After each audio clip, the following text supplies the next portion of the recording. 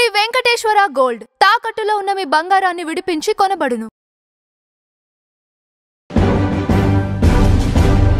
చేసిన లీడ్స్ అవి ఓకే చేసామని చెప్పుకోవడానికి తప్ప పెద్దగా మీకు యూజ్ లేనివి, కమర్షియల్ పాయింట్ ఆఫ్ వ్యూలో లేవు. బట్ అవి చూసి తర్వాత నెక్స్ట్ ఒకటి రెండు వచ్చాయి మూవీస్ నమ్మకంతో వచ్చాయి. బట్ ఈ ప్రాజెక్ట్ అలా కాదు కదా అసలు. అవునండి, కంప్లీట్ డిఫరెంట్ గా అవునండి దొరికింది. అండ్ చాలా చాలా న్యాచురల్ గా ఉంటారండి. చాలా ఇప్పుడు మీరు ఎలా క్యాజువల్ గా మాట్లాడుతున్నారో అంజలి గారు కూడా అంతే చాలా క్యాజువల్ గా ఉంటది. అండ్ నాకు ఇంకేమైనా చిన్న బెదురు కొన్ని సీన్స్ చేసేటప్పుడు నేనే ముందుగా వెళ్ళి, అంటే లెంత్ సీన్స్ ఉన్నాయి, చాలా లెంత్ సీన్స్ డైరెక్టర్ గారు ప్లాన్ చేసేవాళ్ళు. ఆ సీన్స్ చేస్తున్నప్పుడు కొద్దిగా ఎందుకంటే నేను అప్పటి వరకు చేసిన బాడీ లాంగ్వేజ్లు వేరు, దీనికి వేరే బాడీ లాంగ్వేజ్ చేయాలి. నేనే ఎక్కువగా దీంట్లో టేక్ కేర్ తీసుకోవాల్సిన అంశం ఉంది.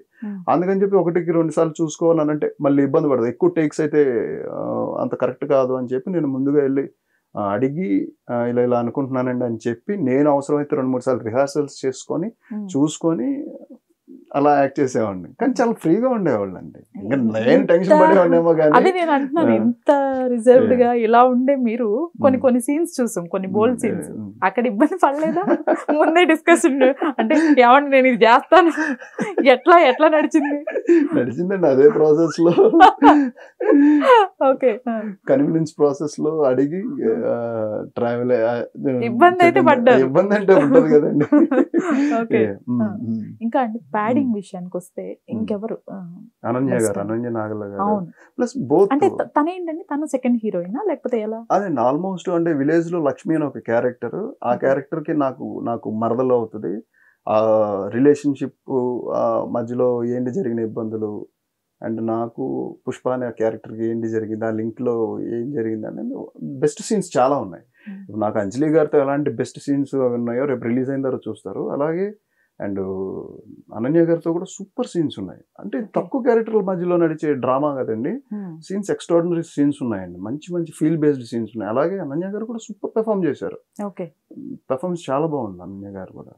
ఎక్కడ డ్రామాటిక్ ఎక్స్ప్రెషన్స్ లేవు, ఎంతవరకు న్యాచురల్ ప్రాసెస్ లోనే వెళ్ళామండి. ఏ చిన్న కష్టం వచ్చినా మీరు ఇమ్మీడియట్ గా కాల్ చేసి చెప్పేవాళ్ళు లేకపోతే మాట్లాడేవాళ్ళు ఎవరైనా ఉన్నారా?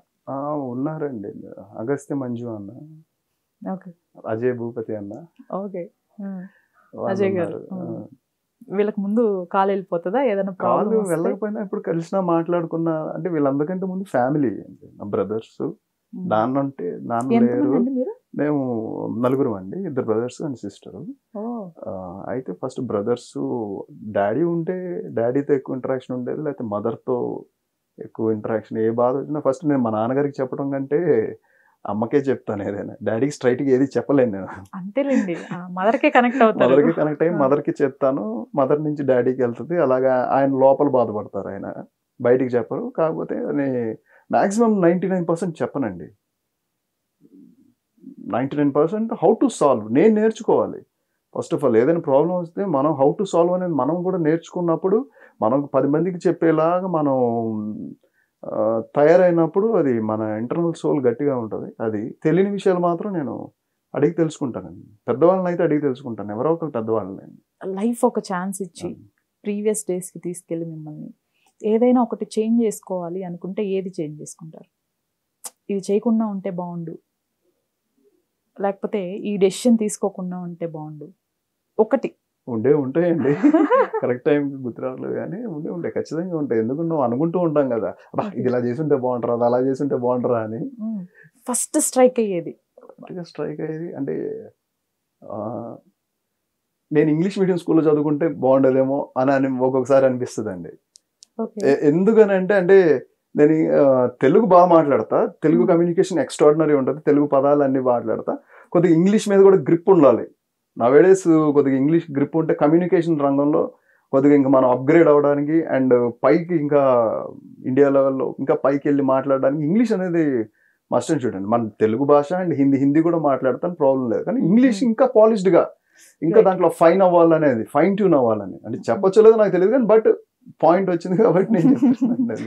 చాలా వరకు ఈవెన్ మేల్స్ కానివ్వండి, ఫీమేల్స్ కానివ్వండి, లీడ్ రోల్స్ కానివ్వండి, సపోర్టింగ్ రోల్స్ కానివ్వండి, బట్ ఎక్కువ ప్రిఫర్ చేస్తుందంతా కన్నడ వాళ్ళని, బాలీవుడ్ వాళ్ళని ఎక్కడెక్కడి నుంచో చూస్తున్నాం, ఆ ఫేసెస్ ఎవరో కూడా తెలియదు మనకి ఇక్కడ పర్సన్ కి.